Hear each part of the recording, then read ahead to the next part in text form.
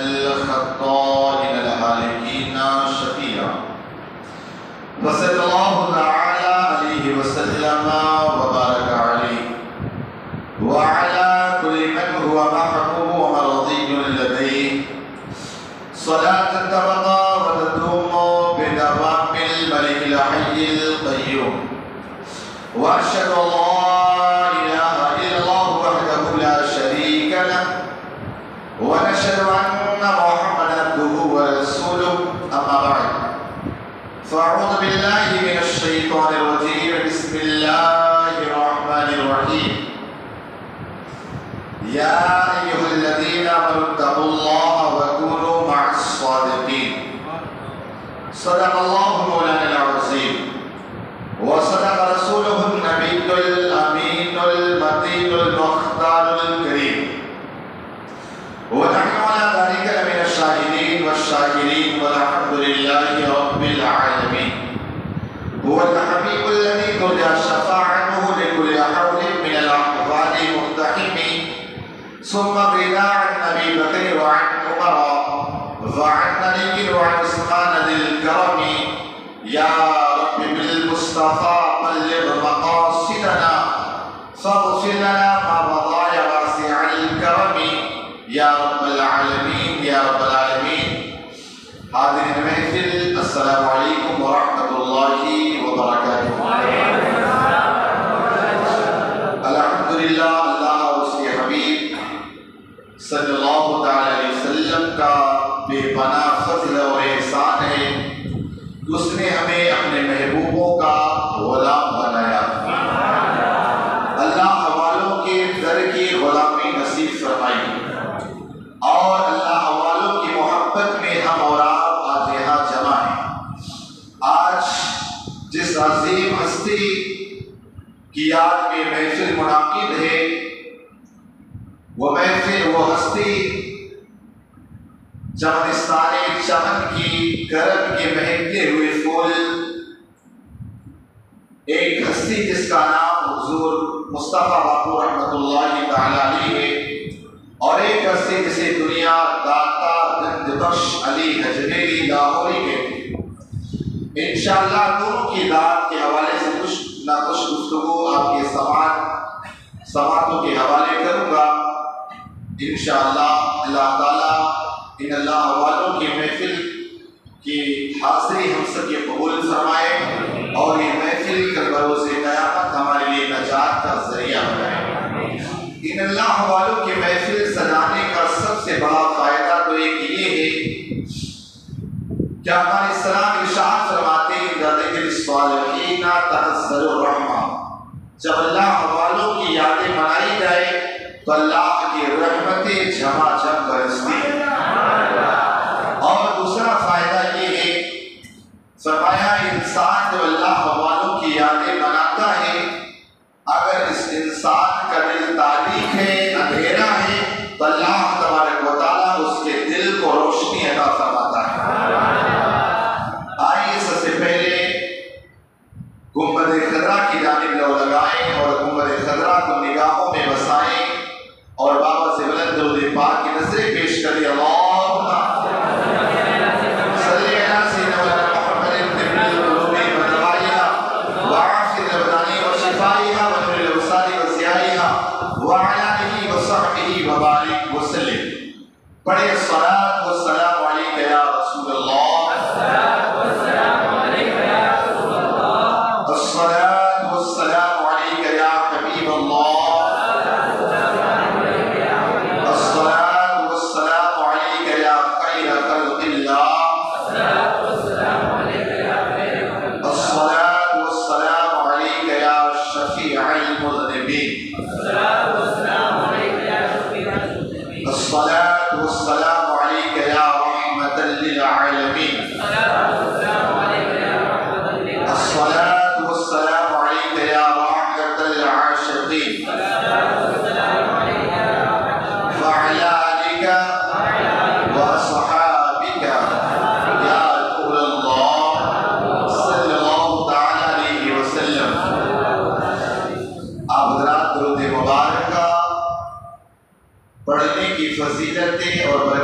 سماعت کرتے رہتے ہیں۔ یقیناً جو بندہ درود پاک پڑھتا ہے اللہ تعالیٰ اس کے لیے جنت کا راستہ آسان فرما دیتا ہے، اور جو بندہ درود پاک نہیں پڑھتا میرے آقا ارشاد فرماتے ہیں جو بندہ اس پر درود پاک پڑھنا بھول گیا وہ جنت کا راستہ بھول گیا۔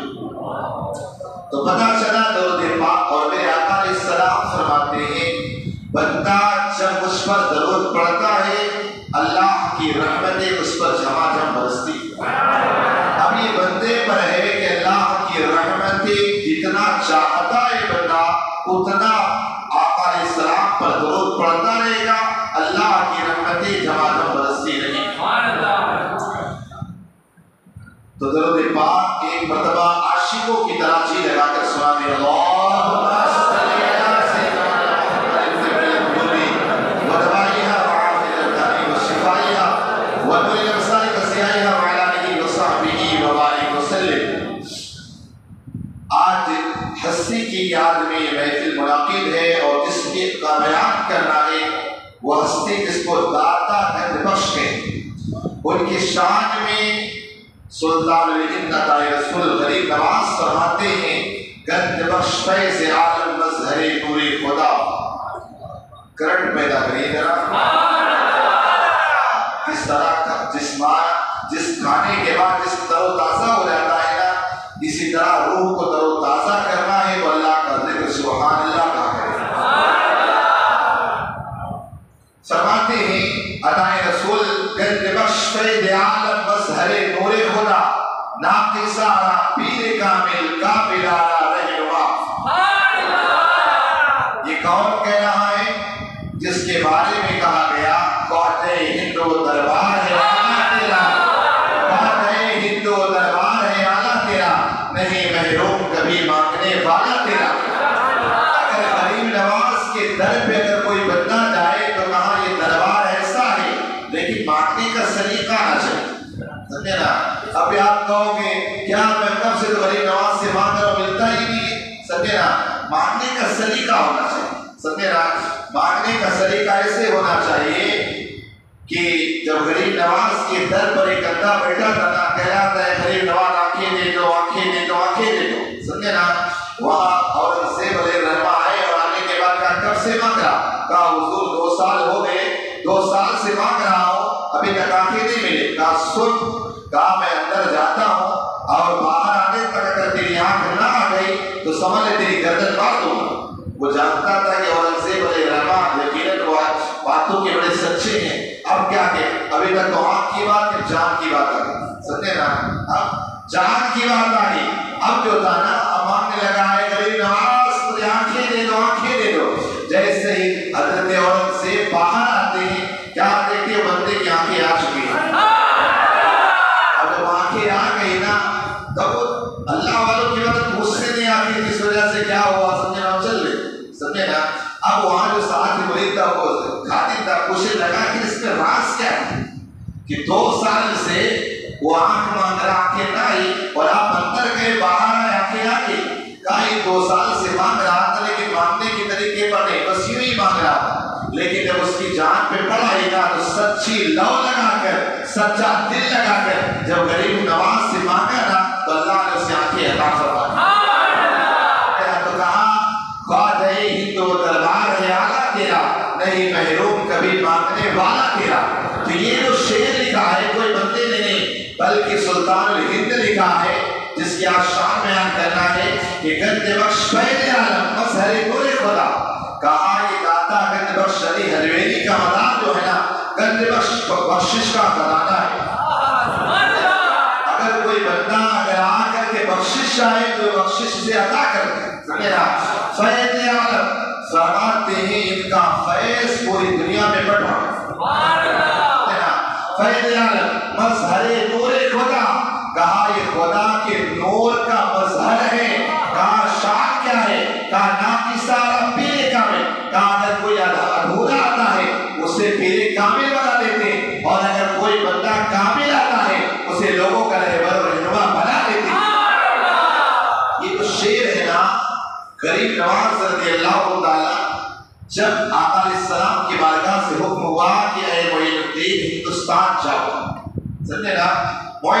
ہم پر اہل بیت اطہار کا اور اللہ والوں کا بڑا احسان ہے. سمجھے نا؟ بڑا احسان. اتنا سمجھ لو کوئی کا احسان اہل بیت اطہار کا اور اللہ والوں کا کیا ہمارے پاس ایمان جیسی عظیم دولت ہے، ورنہ نہ جانے ہم کہاں کس پتھر کی پوجا کر رہے ہو. سمجھے نا؟ یہ اہل بیت اطہار کے خاندان کا اور اللہ والوں کا احسان ہے کہ ہمارے پاس ایمان کی دولت ہے. سمجھے نا؟ تو آقا علیہ السلام کا حکم ہوا ہے معین الدین جاؤ ہندوستان. سارا نقشہ حضور ہندوستان تو دیکھا نہیں، آقا علیہ السلام نے سارا نقشہ دکھا دیا. اسی میں داتا گنج بخش علی حرویری کے مزار کو بھی دکھا دیا. کہا یہاں سے فیض لے کر بھی جانا. اب غریب نواز وہاں سے جب آتے ہیں، آنے کے بعد داتا گنج بخش علی حرویری کے مزار پر آپ نے 40 دن کا چلنا کیا. اب انہیں کیا ملا وہی جانے، بس ہمیں اتنا پتا ہے جب جانے لگے نا انہوں نے ایک شعر یہی دے دیا. کہا گنج بخش پید عالم مظہر نور خدا نام کی سارا پیلے کامل کا بلایا رہنما. آج بھی ان کا شعر جو ہے نا داتا کی حرویری کے مزار پر لکھا ہوا ہے. آج یہ شعر لکھا ہوا. تو گنج بخش سمجھنا بخشش کا خزانہ کہ اللہ والوں کی بات اصل میں آج جو نظریات بدل گئے. آج غریب نواز کے در پہ جاتے ہیں نا، جس طرح میں یہاں غریب نواز کا معاملہ ہے نا، وہاں اس طرح داتا گنج علی بخش حرویری. آپ کو بتا دوں یہ غوث پاک سے پہلے کے بزرگ اور غوث پاک رضی اللہ تعالیٰ خود فرماتے ہیں کاش اگر میں میرے زمانے میں داتا گنج بخش علی حرویری ہوتے میں کسی سے اور سے بیعت نہیں بلکہ گنج بخش یہ داتا گنج بخش علی حرویری سے جا کے بیعت کروں، میں جا کر ان کا مرید بنتا. یہ کوئی ایسے ویسے نہیں، بہت بڑے پیر اور بہت بڑے ولی کا نام. تو حضرت غریب نواز رضی اللہ تعالیٰ جب آئے 40 دن وہاں پر چلا کی. اب کیا ملا کیا اس سے ملا بس وہی ہے، ہمیں پتہ نہیں. بس اتنا انہوں نے بتا دیا کہ گنج بخش پید عالم مظہر نور خدا نام کی سارا پیر کامل کا ملا رہنما. کہا یہ وہ مزار ہے، کہا یہاں اگر کوئی بندہ آ جائے آدھا دورا اسے پیر کامل اور کامل آئے اسے لوگوں کا رہنما بنا دیتی. تو داتا گنج بخش علی حرویری رحمۃ اللہ تعالی علیہ آپ دیکھیں تھوڑا سا ان کا نسب کروا. آپ جو ہے نا عراق کے رہنے والے تھے، لیکن جب اس زمانے کے اندر بنو امیہ کے لوگوں نے اہل بیت اطہار پر ظلم کیا تو آپ کے باپ دادا وہاں سے ہجرت فرما کر کے افغانستان کے ایک شہر غزنی آئے. اب یہاں غزنی کے اندر آپ کی ولادت ہوتی ہے. غزنی کا ایک جو شہر ہے اس کا ایک محلہ جس کو حجویر کہتے ہیں. اب حجویر شہر کے اندر آپ کا ننہال تھا، وہیں آپ کی ولادت ہوئی. آپ کے والد گرامی کا نام حضرت سید عثمان تھا، یعنی حضرت علی بن عثمان. اور آپ یہ جو داتا علی حرویری ہے 8ویں پشت میں جا کر امام حسن مصطفیٰ سے آپ کا شجر نسب ملتا ہے. آپ کا جو نسب ہے 8ویں پشت میں حضرت داتا گنج علی بخش حرویری. اب یہ حسنی اور حسینی سالہ ہے، دونوں طرف سے آپ یعنی نجیب الطرفین دونوں طرف سے سید. حضرت سید علی بن عثمان داتا حرویری علیہ رحمۃ اللہ آپ جب حجویر کی سرزمین پر پیدا ہوئے، آپ کی صرف 4 سال کی عمر ہوتی ہے، آپ نے قرآن پاک کا ختم فرما دیا 4 سال کی عمر میں، اور اپنی والدہ کے بعد. اور اس کے بعد حضرت داتا گنج بخش علی حرویری رحمۃ اللہ تعالی علیہ آپ نے 12 سال کی عمر میں علم ظاہری، علم باطنی، عالم، فاضل، مفتی سارا علم حاصل کر لیا. زمانے کے اندر ایک بزرگ تھے جن کا نام شیخ بزرگ تھا، ان کا نام ہی شیخ بزرگ تھا. ان کے پاس جب گئے نا تو انہوں نے فرمایا ہے علی حرویری تم کوئی کتاب کیوں نہیں لکھتے؟ 12 سال کی عمر ہے، کہا کوئی کتاب کیوں نہیں لکھتے؟ آپ کے پاس کتاب تھی، آپ نے کہا میں نے حضور یہ کتاب لکھا. جب شیخ بزرگ اس کتاب کو پڑھا آنکھیں پھٹی کی پھٹی رہ گئی. آپ فوراً کھڑے ہوتے، آپ کو پیشانی کو بوسہ دیتے، کہتے ہیں بندے تو نے کیا 12 سال کی عمر میں کمال کر کے دکھایا ہے کہ انسان بڑی عمر میں بھی کمال सवाल नहीं कर सकता है। आपने 50 से ज्यादा आपने किताबें लिखी, 50 से ज्यादा, लेकिन सबसे ज्यादा जो मशहूर किताब आपकी हुई वो कश्फुल महजूब हुई, समझे ना? कश्फुल महजूब सबसे अजीम आपकी किताब। इसका एक कारनामा बता दो, फिर इनकी जिंदगी पे आता हूं। आपका जहां मसाले पाक है, जहां आपने मस्जिद बनाई थी, जहां मस्जिद आपने बनाई थी, वो मस्जिद जो थी ना, जब आप बनाने लगे उस पर आपकी जिंदगी में और भी इबादत करूंगा, आपने एक मस्जिद बनाई और अल्लाह वालों की शान होती, जहां पहले बहलाते वहां पहले मस्जिद बनाई। हुजूर खुद मदीने मक्के से हिजरत करके मदीना गए ना, मस्जिद क़ुबा की बुनियाद रखी, सबसे मस्जिद नबवी बनाई। सबसे पहले अल्लाह वाले किसी जगह जाते वहां पर मस्जिद बनाते। आपने वहां पर जब एक मस्जिद बनवाई तो लोगों ने, उलमा ने इतराज किया, कहा इसका किबला जो है ना ये खाने काबा की तरफ नहीं, हट कर। आपने अल्लाह वालों का इमाम में किसी को जवाब नहीं दिया, समझे ना? कहा ठीक है मस्जिद बन जाए। मस्जिद जब बन गई ना, आपने लाहौर शहर के बड़े बड़े उलमा की दावत की। दावत खिलाने के बाद आपने कहा कुछ आपके इतराज़ात, कहा इतराज़ात नहीं कि इसका जो किबला है थोड़ा हट कर इस साइड में, इस तरफ नहीं। आपने कहा अच्छा ठीक है, आंखें बंद करो। आंखें बंद की, आंखें खोलो, सारे हिजाबात हट गए। क्या देखते? खाने काबा बिल्कुल सामने नजर आ रहा है, खाने काबा बिल्कुल सामने नजर आ रहा है। अब इसके बाद उसी मस्जिद की तौसीक की, बड़ी मस्जिद बनाने का इरादा किया गया, क्योंकि आसपास में बहुत सारी मदार थी, तो जब मस्जिद की खुदाई हो रही थी ना, बहुत सारे वहां पर हड्डियां निकली, समझे ना? हड्डी निकली तो उसको लोग जमा करके बाद में दफन कर देते। लेकिन एक ऐसी मदार, एक ऐसी कब्र मिली, वो कब्र का मामला ये तो 1936, समझे ना?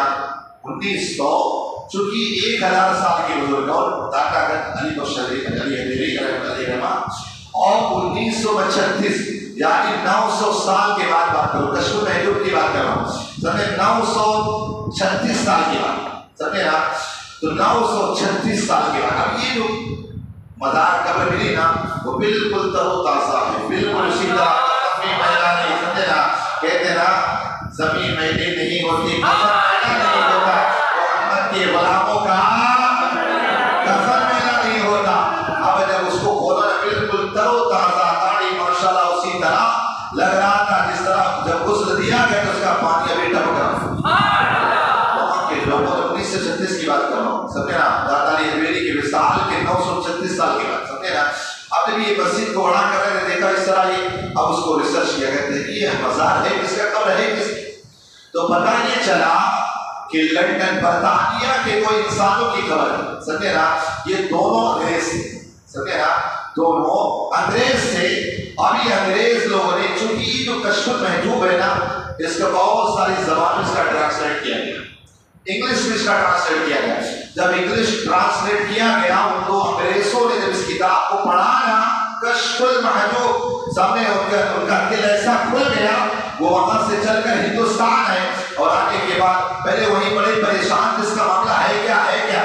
तो अल्लाह तबारक व तआला ने सारे राज उठा दिए। बर्तानिया से चलकर 1936 में वो हैदराबाद आते, वहां एक बुजुर्ग थे हजरत जाहिद काशमी रहमतुल्लाह अलैह, उनके पास गए और जाने के बाद इनके सारे जो जाहिरी जिंदगियां थी सबको दूर कर दिया। दोनों कलमा पढ़ते उसी कश्मीर महजूब की वजह से दोनों मुसलमान हो जाते। अब जब मुसलमान हो गए और इसके बाद मुसलमान होने के बाद जो बड़े भाई जो कलाम फारूक रखा, वहां गए लाहौर, वहां राजा के दादा अली बख्श अली हवेली के मदार पर आपने कई सालों तक खिदमत की और इसके बाद आपकी कब्र वहीं पर बना दी गई। अब आपके विसाल के बाद 100 साल के बाद 1936 में विसाल हुआ। अब इसके बाद काफी जमाने के चंद सालों के बाद जब उसकी तौसीक खोला गया, खोली गई कब्र ना, उसी तरह आपके लाश, आपके जिस्म उसी तरह नजर आता है। तो मैं हाकिम दादा अली बख्श अली हवेली रहमान ने जो कश्फुल महजूब लिखा, उसको पढ़ने वाले को अल्लाह ताला ने ईमान की दौलत भी नसीब फरमा दी और उसका बदन भी सड़ता गलता नहीं। हजरत दादा बख्श अली हवेली रहमतुल्लाह अलैह 12 साल की उम्र में आपने ज़ाहिर इल्म को हासिल किया और 25 साल तक आप उलूम ज़ाहिर को हासिल करते। 25 साल उलूम ज़ाहिर हासिल करने के बाद, चूंकि पहले होता यह था कि یعنی جو قرآن حدیث کا ظاہری علم حاصل ہونے پر روحانیت کی طرف، باطن کی طرف جاتا۔ آج ہوتا یہ کہ ظاہری علم حاصل نہیں کر پاتے تو باطنی علم کا کوئی معاملہ نہیں، اب اس کے بعد طریقت کی طرف بڑھے۔ اب طریقت میں حضرت داتا گنج بخش علی حجویری علیہ رحمہ آپ جنیدی سلسلے کو فالو کرتے تھے، حضرت جنید بغدادی رضی اللہ تعالیٰ کے سلسلے سے، اور آپ کے پیر و مرشد کا نام حضرت ابوالفضل خطلی تھا۔ آپ اپنے پیر و مرشد کی بارگاہ میں کئی سال تک فیض حاصل کرتے رہے۔ ایک دن ایسا ہوا کہ پیر و مرشد ابوالفضل خطلی نے کہا، چونکہ پہلی اکھڑ بھارت تھا، پورا ہندوستان میں تھا، کہا اے علی حجویری یہاں سے تو ہندوستان جاؤ، جا کر لاہور کی سرزمین پر جا کر اسلام کے پرچم کو لہراؤ، ہم نے تمہیں لاہور کا قطب بنا دیا۔ اب وہاں کہنے لگے حضور لاہور کے قطب تو میرے پیر بھائی حسین زنجانی ہے، میرا حسین زنجانی، تو فرمایا ہمارا حکم ہے آپ یہاں سے جاؤ۔ وہاں سے آپ چلے اور آ کر کے جب چونکہ پیر مرشد کا حکم تھا، اب اس کے بارے میں دو باتیں کرتے ہیں۔ ایک تو یہ ہے کہ وہاں آپ جانتے ہیں کہ سلطان محمود غزنوی کی طرف یہ شہر منسوب ہے، سلطان محمود غزنوی کے بیٹے مسعود غزنوی ان کے ساتھ وہاں سے قافلے کے ساتھ آئے، اور ایک تاریخ کے اندر یہ ملتا ہے کہ آپ اپنے چند بیروتی مریدوں کے ساتھ آپ لاہور کی سرزمین پر آئے۔ جب لاہور کی سرزمین پر پہنچے نا تو وہاں پر چونکہ پہلے ایسا ہوتا تھا آبادیاں کم ہوتی تھی نا، تو اس کے چاروں طرف باؤنڈری بنا دی جاتی تھی، کوئی اس کے 3-4 گیٹ بن جاتے، گیٹ اب کسی کو آنا اسی گیٹ سے آنا، وہاں پر واچ مین کھڑا ہوتا، رات کے وقت بالکل بند کر دیا جاتا۔ کیونکہ پہلے ایسا معاملہ تھا، جیسے مدینہ ہے، مدینہ منورہ کے اندر جب ان کافروں اور یہودیوں نے حملہ کرنا چاہا تو چاروں طرف سے خندق اکٹھا کروا دیا، اس میں آگ لگا سکے نا، اس طرح تاکہ کوئی پیچھے سے نہ سکے۔ تو پہلے چھوٹی آبادیاں ہوتی تھی، چاروں طرف سے قلعے ہوتے تھے، چاروں طرف سے دیواریں ہوتی تھیں۔ جب حضرت داتا علی گنج بخش علی حجویری علیہ رحمہ جب آپ پہنچے نہ ہوگا تو شام کا وقت تھا، آپ جیسے گیٹ پر پہنچے تو آج نے دروازہ بند کر، آپ نے چاہ کے کھول دے اس نے بند کر، جب بند کر دیا تو آپ کو سے حجت یا لڑائی نہ کی، آپ نے فوراً وہیں پر مصلی بچھایا، رات بھر عبادت کی۔ جب رات کے وقت رات گزر گئی، صبح کا وقت ہوا نا تو دروازہ جیسے کھلتا ہے، آپ کیا دیکھتے ہو اسی شہر کے اندر سے ایک جنازہ آ رہا ہے جس کے ساتھ بہت ساری بھیڑ ہے۔ حضرت علی بخش علی حجویری علیہ رحمہ نے پوچھا یہ کس کا جنازہ ہے؟ فرمائے حسین زنجانی جس علاقے کے کتب تھے آج وصال کر گئے۔ آپ نے فوراً سمجھ لیا کہ یقیناً پیر مرشد نے اس لیے بھیجا تھا چونکہ جس طرح یہ ظاہر میں ہوتے لیڈر نہ چاہے ہوتے، اسی طرح روحانیت کا معاملہ لگے گا ایک کتب ہوتا، تو کہا میں سمجھ گیا ان کا وصال ہونا تھا اور انہیں ابوالفضل خطری کو یہاں کا کتب بنا دیا۔ اب اس کے بعد وہ لوگ بھی آتے، پہلے آپ دیکھیں کیسے اللہ والے رہتے، وہ لوگ پہچان گئے کہا ہمیں خواب میں دکھا ہے، کہا ان کا انتقال تو ہو رہا ہے لیکن ان کی جگہ پر یہ جو بندہ ہے نا اس شکل کا آئے گا، اسے ہم کتب بنا رہے ہیں۔ کہا کوئی اور ہمارا کتب نہیں، اے علی حجویری تم ہی ہمارے کتب ہو۔ اب اس کے بعد چونکہ اس زمانے کے اندر پہلے حضرت سلطان سبکتگین جو محمود غزنوی کے باپ تھے انہوں نے لاہور کو قبضے کر کے بعد میں محمود غزنوی نے، اس کے بعد مسعود غزنوی وہاں پر تھے نا، تو اس زمانے کے اندر یہاں کا اجے پال سمجھے نا جو تھا، اجے راج چوہان کر کے یہاں کا بادشاہ تھا، چونکہ وہ انتخاب کیا میں جلس رہا تھا، ایک ایسا لشکر تیار کرتا ہے یا حملہ کرتا اور لاہور کو پورے اپنے قبضے میں لے لیتا، اور اسی وقت تقریباً 2000 مسلمانوں کی لاشیں بچھاتی تھی۔ اب اس کے بعد جب اس دور کے اندر یہاں پر پہنچے حضرت علی گنج بخش علی حجویری علیہ رحمہ، آپ ایک جگہ پر اپنا کوئی وہاں گھر نہیں تھا، کوئی مکان نہیں تھا، سمجھے نا، جیسے آپ پیر صاحب آتے 5 اسٹار ہوٹل میں ٹھہرتے یہ بولتے، سمجھے نا، آپ کے ساتھ جو مزید مرید تھے نا، کہا کیا کیا جائے؟ کہا اسی درخت کے نیچے اپنا ڈیرا لگاتے ہیں، سمجھے نا، کہا جو ٹہنیاں اس کے اپنے جھولے ڈانگ دیے، جو تھا گھڑیاں اس کو ڈانگ دیے، سمجھے نا، اب وہی پر آرام سے کھاتے پیتے، سمجھے نا، اور آپ تو پیر صاحب کے ساتھ جو خادم ہوتا نا اس کے دل میں ہوتے وہ آپ سے بات نہیں کرے گا، سمجھے نا، تو 5 اسٹار ہوٹل کو پہلے اللہ حوالے میں کس انداز ہوتا ہم تک تبلیغ پہنچتی کی، بہرحال لبائے اسی طرح تو یہ درخت میں ٹانگ کر دے آرام سے کھائے پکائے۔ وہاں ایک عورت تھی اپنے سر پر دودھ لیے جا رہی،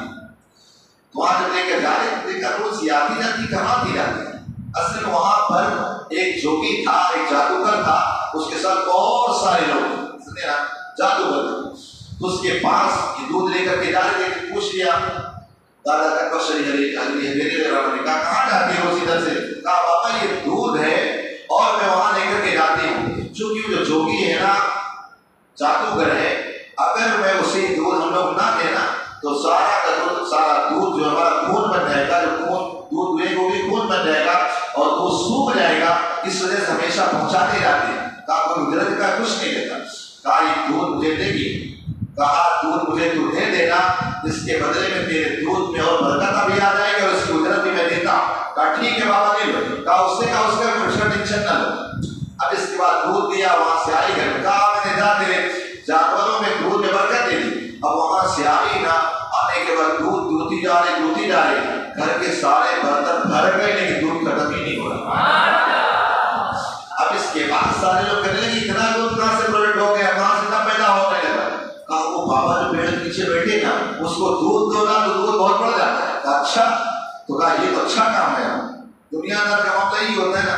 اب اس کے بعد سارے لوگ دودھ لے لے کے وہاں پہنچتے جاتے حضرت دادا کا کوشری ہری فرماتے جا سکرا تیری برکت ہوگی، تھوڑا نہیں تیرا بہت برکت۔ اس طرح کر کے سارے لوگ آتے جاتے سب میں برکت۔ اب یہاں تک کہ کوئی جادوگر کے پاس نہیں آتا جاتا کہ پہنچا دیتا ہوں، نہیں کچھ بھی نہیں پہنچا، سمجھے نا، کوئی نہیں پہنچاتا۔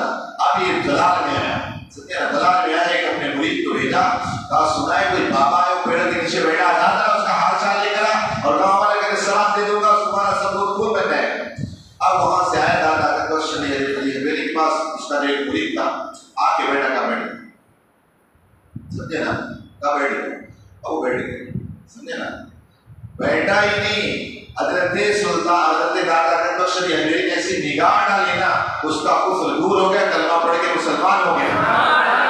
اس کے بعد وہ دوسرے دن بھیجا، میں پڑھ رہا تھا، ایسا نہیں ایک دن کر اس طرح کر کے 40 اس کے بندے تھے نا، ایک کر کے آتے جاتے دادا کا کوشچن بیٹھ جا، بیٹھتا تو بیٹھا ہی ہے، اٹھتا تو اٹھتا، غلام بن کے اٹھتا۔ اب یہ جلال میں آیا، ابھی جو تھا اس کا نام راجو تھا، راجو جوگی تھا، یہ جلال میں آیا، وہاں سے آیا، جلال میں آنے کے بعد کہا کیا ہے، سمجھے نا، کہتے نا خالی برتن بہت زیادہ آواز کرتے سمجھے نا، وہاں سے آیا، کہا تمہارے پاس کیا جادو ہے؟ کہا میرے پاس کوئی جادو نہیں، چلو میرے پاس کمال دکھاؤ۔ کہا میرے پاس کون سا کمال ہے، سمجھے نا، کہا کرامت دکھاؤ۔ کہا ہم لوگ بلا ضرورت کرامت نہیں دکھاتے، کہا میں دکھاؤں کمال، کہا ہاں کمال دکھا۔ کہا فوراً وہ سوچا میں ہوا میں اڑنا شروع کروں گا نا تو سمجھ لو کہ ڈر جائیں گے، وہ فوراً ہوا میں اڑنا شروع کرے۔ بولا اچھا تم نے اتنے دن تپسیا کے بعد یہی حاصل کیا؟ کہا اچھا اتنے حاصل کیا، اڑ رہا تھا، سمجھے نا، کہا یہ تو میرے پیروں سے جو جوتی لگتا ہے اسے بھی کمال حاصل ہوتا ہے۔ آپ نے اپنی جوتی نکالی، اس طرح پھینکا نا، اسے ایسے ہی پڑی نا، 2 منٹ اوپر سے نیچے آ گیا۔ کہا میں جان گیا میرا جو تھا یہ سب جادو تھا، آپ کی حقیقت ہے، وہ جو تھا نا راجو جوگی آپ کے قدموں میں گرتا وہ بھی مسلمان بن جائے۔ آپ نے اس کا نام عبداللہ ہندی رکھ دیا، سمجھے نا۔ تو یہ حضرت دادا کا کوشچن ہے، یہاں پر آئے نا، یہ حضرت کفرستان تھا۔ آپ جب غریب نواز آئے یہاں دیکھا نا کہیں پر لوگ مسلمان نظر آ رہے، پھر آگے اور مدار پہ آئے، تو دادا کا کوشچن ہے رحمۃ اللہ نے آپ دیکھیں آپ کی زندگی سے 65 سال، آپ سن 400 ہجری میں پیدا ہوئے اور 465 ہجری میں آپ کا وصال ہوا۔ آپ کہتے ہیں خود آپ نے تقریباً 150 علماء سے حاصل کیا، سمجھے نا۔ یہاں ہمارا یہ خالی مدنی قاعدہ یا قاعدہ استدلال قرآن پڑھنے تو سوچتے مفتی صاحب بن گئے، سمجھے نا، سوچتے بس اپنی روزی روٹی کے لیے کافی کہیں بھی مکتب میں لگ جائیں گے، روزی روٹی چلتی رہی، سمجھے نا۔ آج حال یہ ہو گیا، حضرت دادا کے کوشچن ہے 150 علماء سے حاصل کیا، سمجھے نا۔ اور آج اس انکساری کا معاملہ یہ ہے کہ آپ کو بتاؤں جب آپ طریقت کی راہ میں جا رہے تھے مطلب ایک مسئلہ حل ہی نہیں ہوا تھا، بہت ہو گیا، سمجھے نا۔ اور یہ بھی بتا دوں انسان کے پاس جتنا علم ہے اتنا آگے سے انکساری کرے، سمجھے نا۔ جس درخت میں پھل زیادہ وہ جھکے گا اور جس میں نہیں ہوگا نا اتنا کڑا کڑا رہے گا، جس کے اندر علم ہوگا نا اتنا جھکے گا۔ تو اب سمجھ لینا کہ زیادہ کڑا ہونا ہوتا کچھ نہیں، جبا ایسے سجا کے رکھنے لگتا، سب سے بڑے مفسر آدمی، علم جبے سے نہیں آتا، سمجھے نا، علم امامہ باندھنے سے نہیں نظر آتا، سمجھے نا۔ لوگوں کا یہ مثال بن گیا، تو حضرت دادا کا کوشچن ہے میری کا ایک مسئلہ حل نہیں ہوا، آپ کا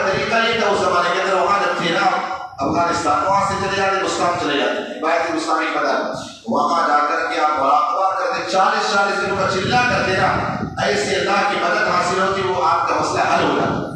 یہیں سے پتا چلا کوئی اگر آپ کا معاملہ حل نہ ہو، اللہ والے کے مزار پہ چلے گا نا، تمہارا معاملہ حل ہو جائے گا، معاملہ حل ہو جائے گا۔ اب کہتے ہوئے اسی طرح گیا خراسان کے ایک شہر میں گیا، وہاں کچھ لوگ نظر آ رہے تھے، وہاں جا کے میں گیا بیٹھ گیا، چونکہ میرے جس پر پھٹے پرانے لباس سے سمجھے نا، ایک لوٹا تھا اور میرے پاس ایک ڈنڈا ایسا تھا، کچھ میرے پاس تھا نہیں۔ وہاں بہت سارے، چونکہ کبھی کبھی مغلوب کی طرف سے ایسا ظلم ہوتا ہے، اس کی وجہ سے اللہ تمہیں منصب دے دیتا ہے۔ وہاں یہ گئے نا، جانے کے بعد کچھ اللہ والے بیٹھے تھے، ان کو دیکھا نا دلدار دیا، سمجھے نا، وہاں بیٹھے بیٹھا میں کیا کرتا، میری مجبوری تھی، وہاں بیٹھا ہوا تھا، وہ کھانا کھا کے میرے اوپر پھینکتے تھے، ایک سوکھی رہے چل لے کھا لے، سمجھے نا، چل لے کھا لے، اور اس کے بعد کہا وہ کھانا ایسا خوشبو کی کھانے کیا، اور کہا اس کے بعد آخر وہ خربوزہ کھا کے چھلکا میرے اوپر پھینک رہے، میرے اوپر پھینک رہے۔ کہا 40 دن ہو گیا تھا، یہ معاملہ حل نہ ہو رہا تھا، لیکن وہ اللہ والے نہیں بلکہ آسمان تھی، کتنا اپنے آپ پر صبر کرتا ہے۔ کہا میں نے وہاں پہ صبر کیا، اللہ کی ایسی مدد ہوئی، تو 40 دن سے مسئلہ حل نہیں ہو رہا تھا، تو مسئلہ حل ہو گیا۔ کہ دادا کے تشریح حبیبی علیہ رحمہ کے مزار سے جب تک لوگ زندہ رہے، آپ کا 465 سال ہوا، جب تک زندہ رہنا، جب تک بھی لوگ وہاں پہ حاصل، اس لیے اللہ نے قرآن میں کیا کہا، یا ایھا الذین آمنوا اتقوا اللہ وکونوا مع الصادقین، اے ایمان والو اللہ سے ڈرو اور سچوں کے ساتھ ہو۔ اب سچوں کے ساتھ ہونے کا مطلب کیا ہے؟ جب اللہ والا زندہ ہے اس کی صحبت میں بیٹھے، قرآن پڑھے، حدیث پڑھے، ان کی باتوں کو سنیں، اور جب وصال ہو جائے ان کے افکار و نظریات پر، ان کی بات پر، ان کی تعلیمات پر عمل کریں، یہ اصل ہوتا ہے۔ لیکن آپ سب سوچتے سے نیاز کا لو بس محبت پوری ہوگی، اپنا کام پورا ہو گیا، نہیں، افکار و نظریات پر عمل کریں۔ تو حضرت داتا کا بخشنی ہلویری جب تک زندہ رہے، جب تک لوگ آپ کی بارگاہ میں آ کے ایمان قبول کرتے رہے، اور وصال ہو گیا، تبھی آپ نے ابھی انگریز کا واقعہ بتایا، اسی طرح ایک اور انگریز کا واقعہ ہے۔ یہ تبلیغ والے نا ایک مرتبہ یہاں سے گئے لندن جماعت لے جاتی، سمجھے نا، چونکہ کی جماعتیں بہت دور دور جاتی ہیں، سب شیٹنگ بہت ہوتی ہے، وہاں جماعت لندن گئے، ایک انگریز سے متاثر ہو کر کے وہ ایمان لے آیا۔ جب ایمان لے آیا نا تو قرآن اس نے پڑھ رکھا تھا کہ حضرت سلیمان علیہ السلام کا جو ایک خادم تھا آصف رضیہ، وہ ایک پلک جھپکنے کے ساتھ آپ نے بلبری کے بلقیس کا تخت لا کے رکھ دیا، صرف پلک جھپکی لا کے رکھ دی۔ قرآن میں اس کا تذکرہ کوئی تاریخ نہیں بتا رہا، قرآن میں ذکر ہے، سمجھے نا۔ آصف بن رضیہ نے فوراً اس طرح کیا، اس طرح لا کے رکھ دیا، جب رکھ دیا تو کہا وہ کیسے ہوا، اتنے دور دراز تک تھا، وہ بندہ لایا کیسے؟ جب ان تبلیغیوں سے پوچھتا نا، وہ ٹال مٹول کر رہتا ہے، ایسا نہیں، چھوڑو نا، یہ پڑھو نا، نماز پڑھو نا، یہ کرو یہ کرو، لیکن وہ کہا نہیں یار کچھ تو ہونا چاہیے۔ اس طرح کر کر کے وہ متاثر ہوا، ایمان والے بظاہر آیا، اور آیا جب وہ پاکستان سے چونکہ تبلیغی جماعت کی تو وہاں سے پاکستان آیا، ان کے ساتھ ایک مرتبہ جماعت میں جا رہا تھا، تو دادا گنج بخش شریف حویلی کی جو مزار کے قریب سے گزر رہا تھا، وہاں پر مزار کے قریب سے ان کو خوشبو نظر آئی، خوشبو آ رہی، کرو گاڑی میں روکا، کہا یا خوشبو آ رہی، کہا یا مزہ یا شرک ہو رہا، کہا یا شرک ہوتا ہے، لوگ اللہ کی جگہ اس سے مانگتے، کہا نہیں مجھے تو جانا ہے، کہا کہ وہ جاؤ لیکن فوراً آنا، سمجھے نا، کہا یا شرک ہوتا ہے، لیکن اس بندے کو خوشبو ملی، اور وہاں سے انگریز سیدھا آیا، آنے کے بعد وہاں جب پہنچا نا، وہاں کی جو شہزادہ نشین تھے وہاں بیٹھ گئے، سمجھے نا۔ اللہ والوں کا معاملہ یہ ہوتا ہے، آج سے زیادہ نشین ایسے ہو گئے نا، پہلے لوگ دل کی کیفیت پڑھ رہے تھے، وہ انگریز بیٹھا تھا، آپ کو اس کی دل کی کیفیت پڑھ لی، سمجھے نا۔ اب اس کے بعد دل کی کیفیت پڑھنے کے بعد کیا لوگ گے، چائے دودھ یا کیا لگے گا، کہا وہ چائے لوں گا، سمجھے نا۔ آپ نے ایک پیالے میں اس کو چائے پیش کی، جب پیالے میں چائے پیش کی، جس کا معاملہ یہ تھا لندن میں جب یہ برطانیہ میں رہتا تھا نا، وہاں پر اس کا ایک خاص پیالہ اور خاص کپ، اسی میں چائے پیتا، باقی کسی میں نہیں، باقی اس نے کسی کو نہ پینے دینا، کچھ کا خاص پیالہ تھا، لیکن جیسے پیالہ پیش کیا نا، دیکھا وہی جو لندن والا پیالہ چائے کا تھا نا، وہی اسی میں چائے نظر آ گئی۔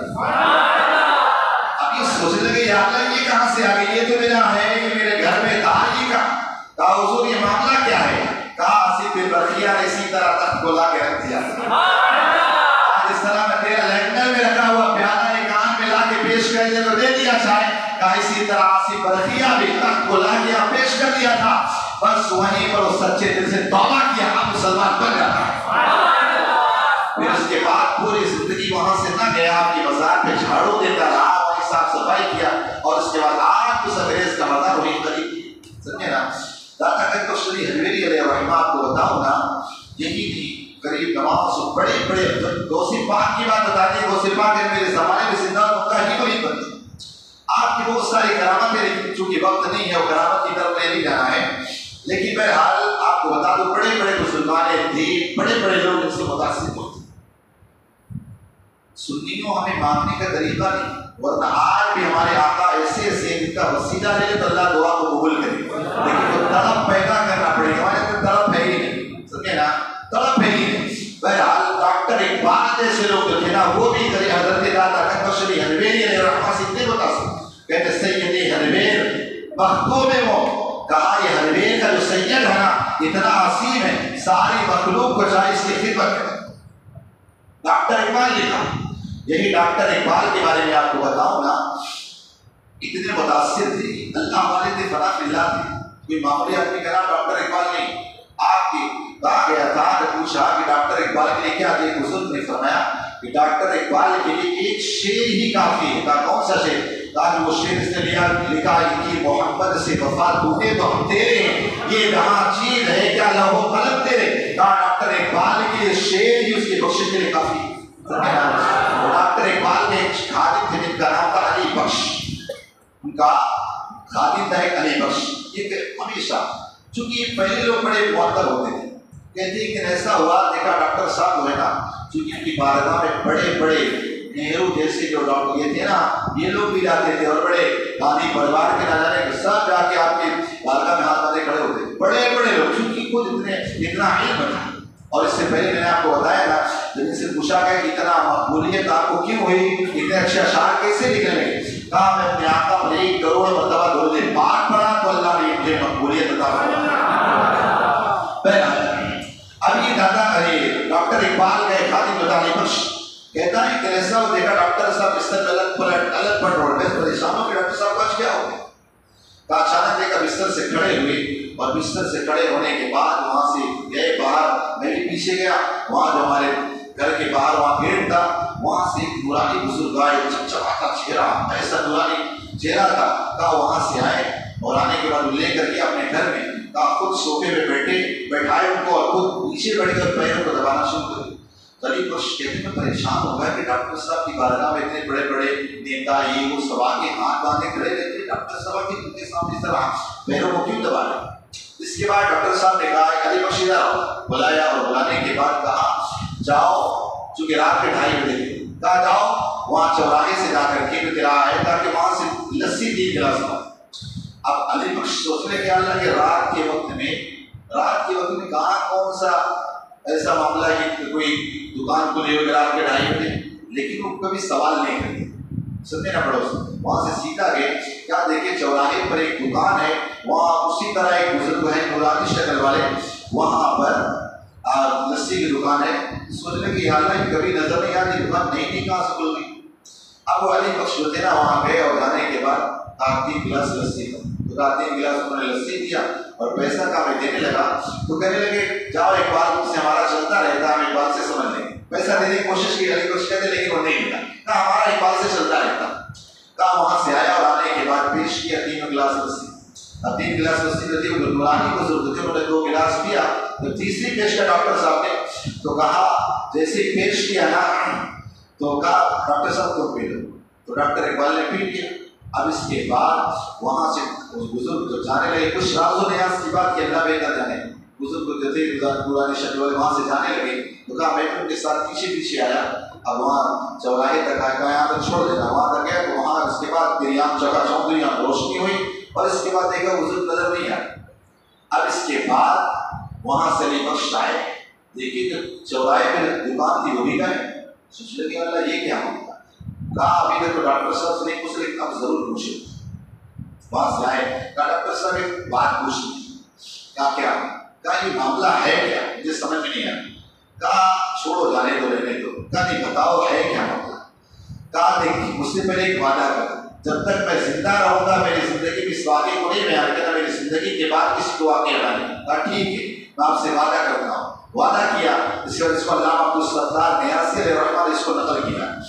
کہا ان کو انہوں نے بیان کیا جب بات پیش ہے کہ ڈاکٹر صاحب کی زندگی کے واقعات ان میں سے ایک واقعہ پیش کیا، تو اب ڈاکٹر صاحب نے کہا سن، کہا جو نورانی بزرگ میرے گھر پہ تشریف لائے تھے یہ کوئی اور کرامات بھی نہیں بلکہ سلطان الہند رسول کریم نواز سے جو آج داتا کنبر شریح حویلی سے ملاقات کے لیے آئے تھے، ان کے ملاقات کے بعد میرے گھر میں تشریف لائے۔ یہ آنے والا شخص کوئی اور نہیں کریم نواز تھے۔ اور کہا جو وہاں پر دکھتا تھا نا، جو وہاں لسی کی دکان کھولے بیٹھا تھا، کوئی اور نہیں وہ داتا کنبر شریح حویلی تھے۔ شخصیت حضرت سید علی بن عثمان داتا حویلی علیہ رحمۃ اللہ، آپ نے 65 سال میں نہ جانے کتنے کفر دلوں کو ایمان کے روشنی بخشی، آج اسی لیے ہم ان کی یادیں مناتے ہیں۔ اب آئیے مصطفیٰ باقر رحمۃ اللہ تعالیٰ کی طرف چلتے ہیں۔ آپ جانے پہلے داتا کنبر شریح حویلی کا ایک اور سن لیں۔ فرماتے ہیں خوش قسمت ہے وہ بندہ جو خود کو مر گیا اور نیکی اس کی زندہ رہ جائے۔ کیا کہا؟ خود تو مر جائے اس کی نیکی زندہ رہ جائے۔ مثال کے طور پر آپ تو مر گئے لیکن زندگی میں آپ نے ایسا کام کر دیا، مان لو مدرسہ بنا دیا، مسجد بنا دیا، یا کسی نے ایسا کوئی ہاسپٹل بنا دیا، یا ایسا کوئی کام کر کے کہا خود تو مر گیا، اب مرنے کے بعد اس کی نیکی زندہ ہے، ادھر لوگ فائدہ پہنچتا ہے اور ثواب اس کو ملتا ہے۔ اور داتا کنبر شریح حویلی فرماتے ہیں بربخت ہے وہ بندہ جو خود کو مر جائے اور برائی کو زندہ چھوڑ جائے، برائی کو زندہ چھوڑ جائے۔ اب آپ سوچیں، ظاہر سی بات اگر آپ کسی برائی کی ابتدا کریں گے بعد میں لوگ کرتے رہیں گے نا، آپ مر کے چلے جاؤ اس کا عذاب آپ کو قبر میں پہنچتا رہے گا۔ تو کوشش کریں کہ نیکی کا کام کریں، برائی کی بنیاد نہ ڈالیں۔ سمجھے بات نا؟ اب آئیے چلتے مصطفیٰ باقر رحمۃ اللہ تعالیٰ کی طرف، تاکہ جانے شخصیت اور یہ ہے کون، اور وہاں پہ شلہ کے اندر شریف الدین رحمۃ اللہ تعالیٰ علیہ آپ فرمائے وہ ہیں کون، تاکہ آپ کے ذہن میں ہو۔ یہاں وہاں پتہ نہیں کتنے بزرگوں کے پاس کٹو شاہ، لکڑ شاہ، پکڑ شاہ، پنکے شاہ کہاں کہاں گھومتے رہتے ہو، اتنی بافیض شخصیت ہمارے پاس کی، لیکن ہم کی اہمیت نہیں جانتے۔ آپ دیکھیں حضور غوث پاک رضی اللہ تعالیٰ کی نویں پشت میں محی الدین ثالث، جن کو رزق اللہ شاہ رحمۃ اللہ تعالیٰ جن کا مزار آج بھی کوڑی ناشریف میں ہے، وہ نویں پشت میں غوث اعظم کی نویں پشت میں یہ حضرت رزق اللہ شاہ رحمۃ اللہ تعالیٰ سمجھے نا، ان کا نام محی الدین ثالث، یعنی غوث پاک کا بھی نام محی الدین تھا، اس کے بعد بھی ایک اور محی الدین ثانی تھے اور یہ محی الدین ثالث، لیکن ان کا لقب رزق اللہ، اور بھی ان کے لقب ہے جیسے غوث زماں ہیں، سید الہند ہیں، اور بھی قطب زماں ہیں، اور بھی بہت سارے لقب ہیں۔ تو یہ حضرت رزق اللہ شاہ رحمۃ اللہ تعالیٰ نے جو ہے آپ 7 ربیع الاول سن 978 ہجری سن 1570 عیسوی کو حامہ کی سرزمین پر بروز جمعرات آپ کی ولادت ہوئی۔ یاد ہے غوث پاک کی نبی پشت میں سننے نہیں ہوتے۔ اب اس کے بعد آپ کی والدہ کا نام بی بی ام الفضل بنت یوسف ضیاء الدین، اور یہ رزق اللہ شاہ رحمۃ اللہ تعالیٰ علیہ آپ والد کی طرف سے حسنی اور والدہ کی طرف سے حسینی سید۔ اب چونکہ ان کی زندگی انشاءاللہ یہ انہیں کی اولاد بیٹھی ہوئی ہے، انشاءاللہ موقع آنے پر ان کی پوری زندگی بتاؤں گا کہ رزق اللہ شاہ رحمۃ اللہ تعالیٰ علیہ کیسے وہاں سے آئے، آپ کی زندگی کیا ہے، انشاءاللہ جو ان کی تاریخ ابھی تلاش کر رہے ہیں، بابو سے بھی میں نے بولا انشاءاللہ میرے کسی موقع پر اس کو بیان کرنا ہے۔ بہرحال تو یہ اب اس کے بعد چونکہ آپ یہ جب وہاں گئے اپنے دادا جان غوث اعظم کی بارگاہ میں جب گئے اور غوث اعظم رضی اللہ تعالیٰ کی بارگاہ سے حکم ہوا اے محی الدین ثالث یہاں سے ہندوستان جاؤ، جا کر کے ہمارے دین کو، نانا جان کے دین کو پھیلاؤ۔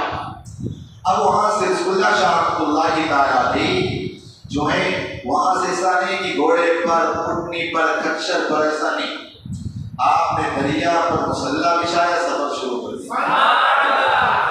دریا پر مسلح بچھایا، وہاں سے سفر شروع کر دیا، وہاں سے چلتے چلتے نہ گوگا کی سرزمین پر آئے، سمجھے نا، گوگا کی سرزمین پر آئے۔ آج وہ کہتے نا غوث پاک کا چلہ، غوث پاک کا چلہ، تو وہاں پر وہ غوث اعظم نہیں بلکہ غوث ثالث جو ہیں یعنی محی الدین صالح رزق اللہ شاہ رحمۃ اللہ وہ یہاں تشریف لائے. سمجھے نا؟ تو وہ چلا ان کا ہے، غوث اعظم کو بلا نہیں. سمجھے نا؟ یہ غوث وہاں پر تشریف لائے اور وہاں سے آپ پیر چلا جو ہے نا انہیں کے نام کی طرف منسوب سے پیر چلا، لیکن آپ چھلا چلا جو بھی کہنے لگے ہو، لیکن اصل پیر چلا یعنی پیر کا چلا. سمجھے نا؟ وہاں پر آپ نے 24 گھنٹے وہاں پر آپ رہے، اپنا چلا کیا، اور اس کے بعد انہیں کے سگے پوتے جو ہے نا وہ شرف الدین رحمۃ اللہ تعالی علیہ جو آج وہاں پیر چلا کے اندر ہے وہاں پر آرام فرمائے. سمجھے نا؟ اور رزق اللہ شاہ رحمۃ اللہ تعالی علیہ کے ڈائریکٹ پوتے یہ ہوتے. سمجھے نا؟ ڈائریکٹ پوتے شرف الدین رحمۃ اللہ تعالی علیہ، اور ایک کے بعد سمجھے نا یہ ڈائریکٹ، اور ایک کے بعد یہ جو مصطفیٰ باپو رحمۃ اللہ تعالی علیہ ہیں، ایک کے بعد ان کے پوتے ہیں رزق اللہ شاہ رحمۃ اللہ تعالی علیہ کے پڑ پوتے ہوتے ہیں. اور یہ بھی الحمدللہ آپ دیکھیے غوث اعظم رضی اللہ تعالی کے اولاد میں سے، اور مصطفیٰ باپو رحمۃ اللہ تعالی علیہ کے اولاد میں سے جو ہمارے پاس باپو رکن الدین منو باپو جی دیکھیں تو ان کی اولاد میں سے، اور آج بھی ان کی بھی اولاد الحمدللہ بھاؤ نگر میں ہے. الحمدللہ ان کی فیوز و برکات سے مالا مال ہو رہے ہیں. اب آپ جان گئے نا کہ یہاں پیر شلہ کے اندر جو مزار ہے وہ کس کا ہے؟ سمجھ گئے؟ رزق اللہ شاہ رحمۃ اللہ تعالی علیہ جو پوتے ہیں ان کا، اور یہ جو ہیں ایک کے بعد بڑا پوتے بنتے ہیں یہ مصطفیٰ باپو ان کا. سمجھے نا؟ لہذا دونوں جگہ سے آپ کو فیض حاصل کرنا. سمجھے بات نا؟ یہاں ہمارے الحمدللہ جب اتنے عصمت اللہ والے یہاں پر ہر وقت رحمتیں برستی رہتی، تو اب آپ جان گے نا کہ مصطفیٰ باپو کون ہے، وہاں پیر چلا میں کون جان گے نا. لیکن انشاءاللہ کسی موقع پر رزق اللہ شاہ رحمۃ اللہ تعالی کی پوری زندگی انشاءاللہ آپ کے سامنے رکھنے کی کوشش کروں گا. اللہ پاک ہم سب کو کہنے سننے سے زیادہ عمل کی توفیق عطا فرمائے. اب آپ حضرات وہاں مدار شریف پر چلیں، چونکہ ہمارا طریقہ ہے تو اس کے موقع پر وہیں چل کے سلام پیش کرتے، وہیں دعا کرتے ہیں. یہاں آپ سلام دعا نہیں، وہاں مدار شریف پہ چلیں. جنہیں جگہ اندر نہ ملے باہر اہمیت کافی ہے، آپ کو